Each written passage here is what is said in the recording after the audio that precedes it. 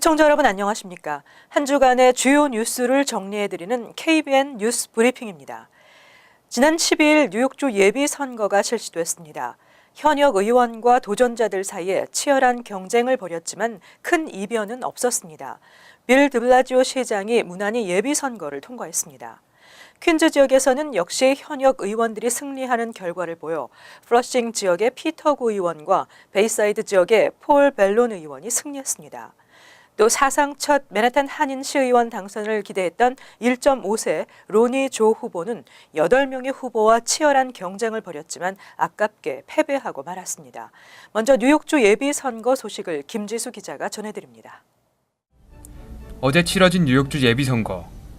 맨해튼 제2선거구에서 시의원에 도전했던 유일한 한인 후보 로니 조는 8%에 불과한 득표율로 고배를 마셨습니다.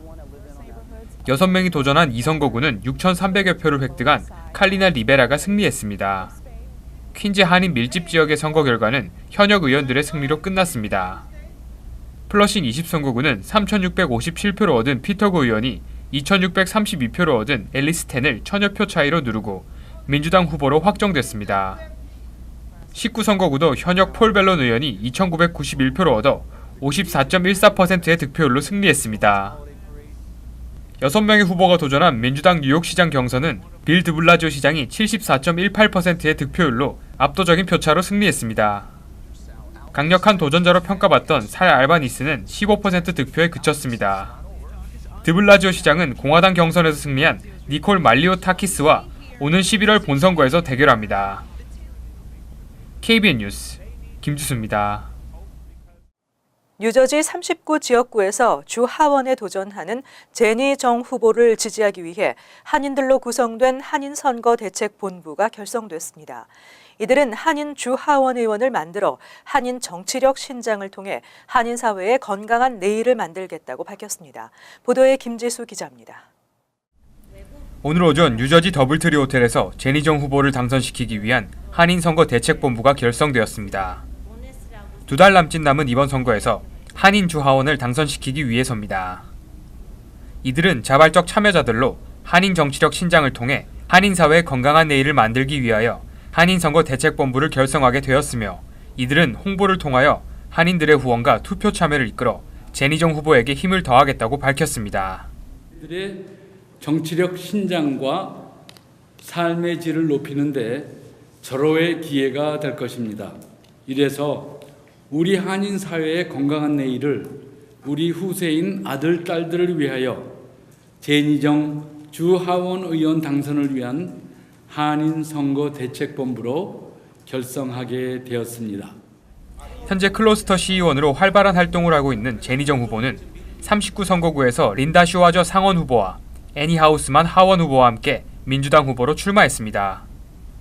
이번에 당선될 경우 한인들의 정치력 신장과 삶의 질을 높이는 기회가 될 것이라고 말했습니다. 아침에 일어나요.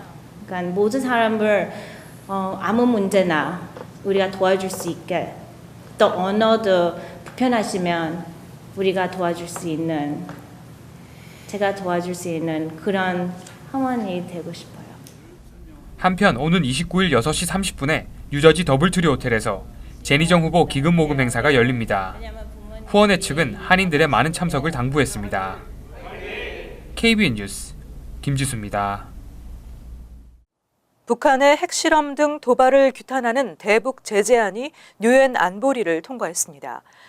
유류 공급, 섬유 수출, 인력 등을 제한하거나 금지하게 됩니다. 11일 유엔 안전보장이사회는 대북 제재 결의 2375호를 만장일치로 통과시켰습니다. 결의안은 북한의 6차 핵실험을 가장 강력한 용어로 규탄하고 북한의 핵미사일 프로그램 폐기와 추가 도발 중단을 촉구했습니다. 또 북한으로의 유류 공급을 30%가량 차단하고 대북 원유 수출은 기존 추산치인 연 400만 배럴을 초과하지 못하도록 했으며 북한산 섬유 제품 수입도 금지했습니다. 처음으로 유류를 수출을 유엔 제재 대상에 포함했으며 주요 외화 수입원인 직물과 의류 등 섬유 수출도 금지했습니다. 하지만 원유 봉쇄와 김정은 제재 등은 빠진 채 채택됐습니다. 북한에 대한 정유 제품 수출도 연간 기존 450만 배럴에서 대폭 축소된 200만 배럴로 상한을 설정했습니다. 북한 출신 해외 근로자는 안보리 산하 대북 제재위에서 건별로 사건 허가를 하지 않는 한 신규 고용을 금지했으며 기존에 이미 고용된 근로자는 현재 계약 기간을 만료 시한까지로 한정했습니다. 북한은 현재 전 세계 40여 개국에 최소 5만 명 이상의 노동자를 송출해 달러를 벌어들이고 있는 것으로 알려졌습니다. 전문가들은 북한의 섬유 수출 차단과 해외 노동자 송출 제한을 통해 연 8억 달러와 2억 달러 등 총 10억 달러의 차단 효과가 있을 것으로 추산했습니다. 다카가 6개월 유예 후 단계별 폐지됩니다. 이민단체들에서 드리머들의 연장 신청 기간을 늘려달라는 요구가 높아지고 있습니다. 드리머들의 다카 신규 접수는 9월 5일 전격 중단되면서 새로운 추방 유예와 워크퍼밋을 신청할 수 없습니다. 다만 내년 3월 5일까지 6개월간 연장 신청은 허용되고 6개월 후에는 단계별로 시한 만료되다가 결국 폐지됩니다. USCIS는 이 6개월간 20만 명의 드리머들이 갱신을 신청해 2년 연장을 받을 수 있다고 밝혔습니다. 하지만 이민단체들은 15만 4천여 명이 한 달 내 연장 신청서를 접수해야 하는데 접수 기간이 너무 짧다고 밝혔습니다. 이민단체들은 특히 최근 합의와 얼마 사태로 접수 기간을 연장하지 않으면 안 된다고 주장했습니다. 2018년 한 해 동안 드리머 20만 명이 만료되고 2019년에는 32만 명의 수혜 자격이 상실됩니다. 2020년 초 다카 프로그램은 완전 폐지됩니다. 트럼프 대통령은 6개월간의 유예 기간 중 연방의회가 드리머들에 대한 법적인 해결책을 마련할 것을 요구했습니다. 폴 라이언 하원 의장, 오린 해치 상원 의원, 린지 그레엄, 제프 플레이크 상원 의원 등이 드리머 보호 법안 마련에 본격 나서고 있습니다. 한편 미국인 10명 중 7명이 다카 수혜자들에게 합법적 체류 신분을 부여하는 데 찬성한 것으로 나타났습니다. 다만 의회에서 다카를 대체할 법안을 마련하고 통과시키는 데는 시일이 소요될 것으로 예상됐습니다. 정치 전문 매체 폴리티코가 13일 발표한 여론조사 결과에 따르면 드리머들에게 합법 체류 기회를 마련해줘야 한다는 응답자가 73%로 집계됐습니다. 특히 이 가운데 53%는 드리머들에게 합법적 체류뿐만 아니라 시민권까지 허용해야 한다고 답했습니다. 19%는 시민권은 허용하지 않더라도 합법적 체류 신분을 허용해 추방되지 않고 미국에 계속 거주하도록 해야 한다고 응답했습니다. 하지만 연방의회가 6개월 이내에 다카를 대체할 법안을 통과시킬 것이라고 답한 응답자는 40%에 불과한 것으로 나타났습니다. 다카 폐지 결정으로 불법 체류자 출신 국가별 순위 7위, 다카 수혜자 국가별 순위 5위인 한국도 최대 만여 명의 불체 청년이 추방 위기에 놓이게 됐습니다. 트럼프 대통령은 다카 폐지 후 의회에 법안 마련을 촉구했습니다. 다카 폐지는 젊은 인재 손실, 이로 인한 경제적 손실이 4천억 달러에 달하는 것으로 알려졌습니다. 한편 다카 폐지 결정은 선거 공약도 지키면서 대체 법안 통과로 오바마의 업적도 지우겠다는 트럼프 대통령의 노림수로 풀이되고 있습니다.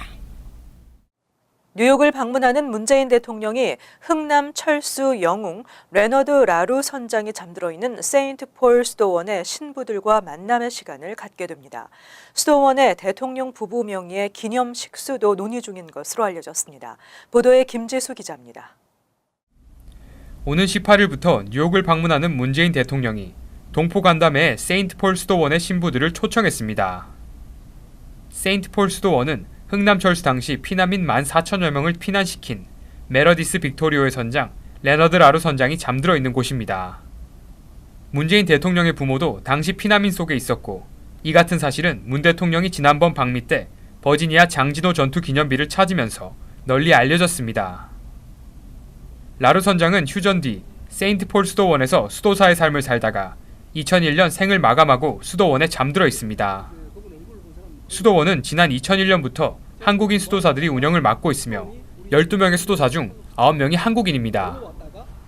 수도원 관계자는 문 대통령의 수도원 방문도 검토했지만 일정상 문제로 성사되지 못해 동포 간담회에 초청을 받았다고 밝혔습니다. 문 대통령은 대통령 부부 명의로 수도원에 라루 선장을 추모하는 나무를 헌정하는 방안도 논의 중인 것으로 알려졌습니다. KBN 뉴스 김지수입니다.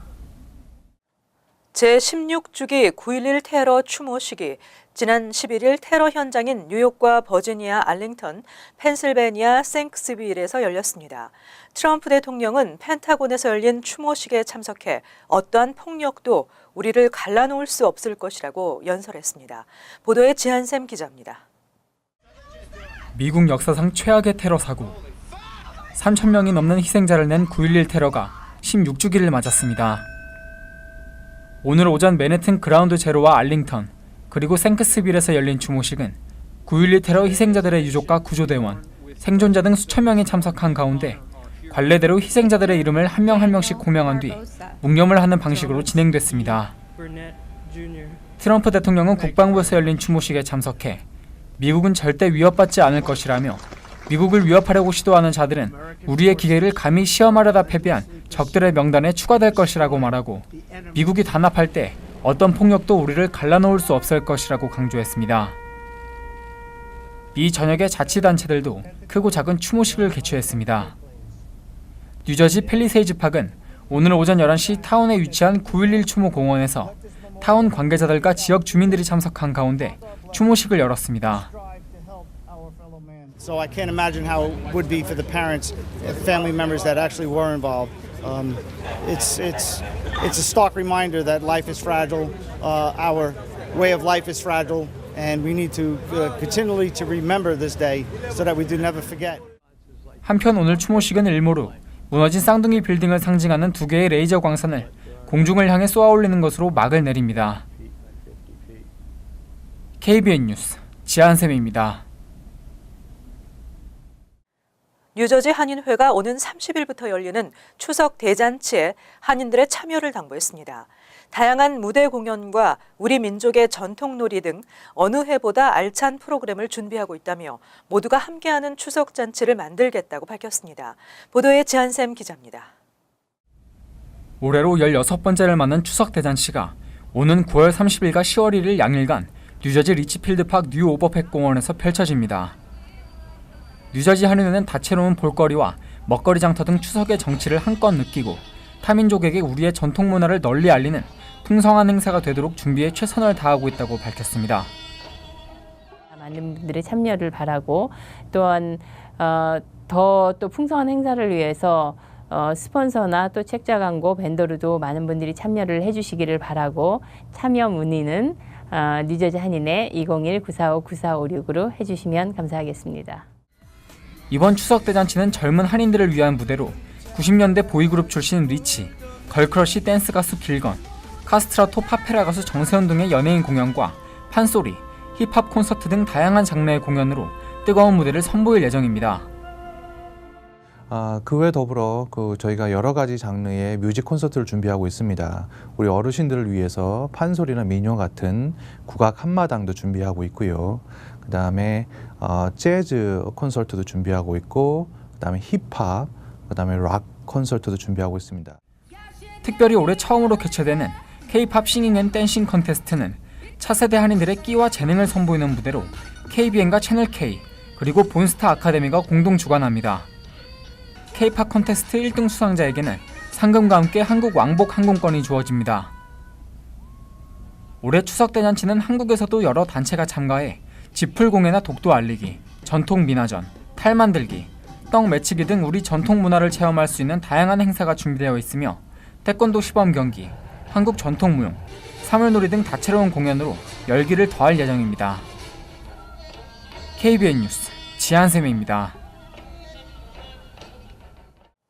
초강력 허리케인 하비 피해 신음하는 이재민들을 돕기 위한 모금 운동이 전개되고 있습니다.